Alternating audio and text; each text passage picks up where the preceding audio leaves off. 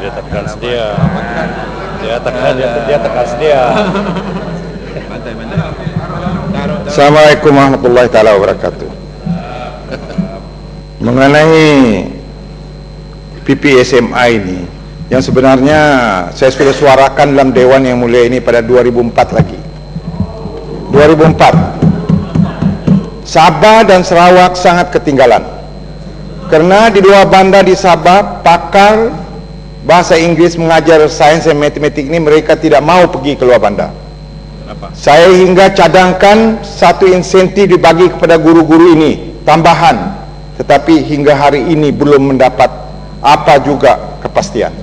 Jadi persoalannya di sini 2003 hingga sekarang kita belum lagi buat keputusan. Sampai bila kita mau buat keputusan, sampai bila kita boleh dapat mendidik anak kita di luar bandar di Sabah dan Sarawak. Karena kalau di Semenanjung mungkin dianya semua sudah maju. Di Sabah dan Sarawak jalan tak ada, air tak ada, guru-guru yang pakar ini tak mau pergi.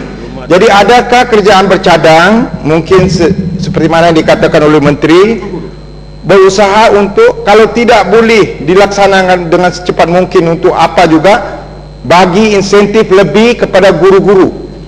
Mungkin kalau tidak kita bagi, dia guru-guru yang pakar ini dia berada di bandar kerana dia boleh tuition malam-malam, dia boleh dapat 2-3 ribu satu bulan.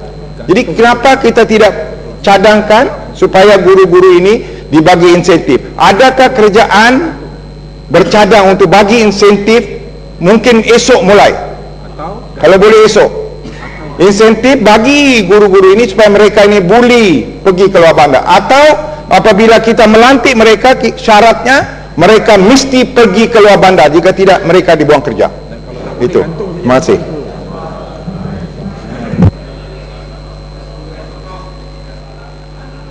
Terima kasih Yang Berhormat Karabakan. Sebenarnya memang ada insentif khas yang dibagikan kepada semua guru-guru bahasa Inggeris.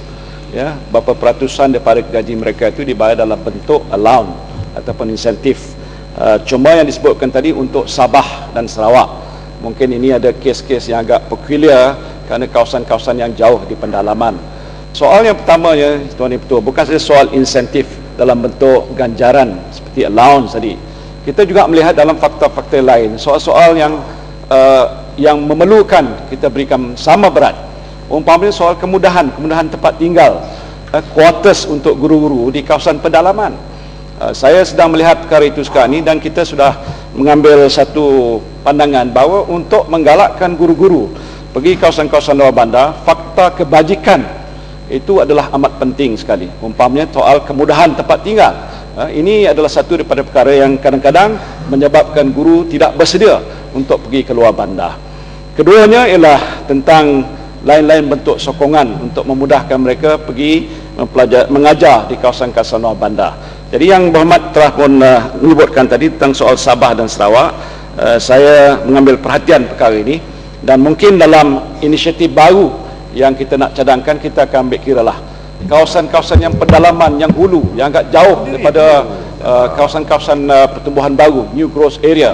Ini kalau diperlukan, maka kita perlu mungkin menimbangkan satu bentuk pemberian tambahan untuk menggalakkan mereka pergi ke kawasan-kawasan tersebut.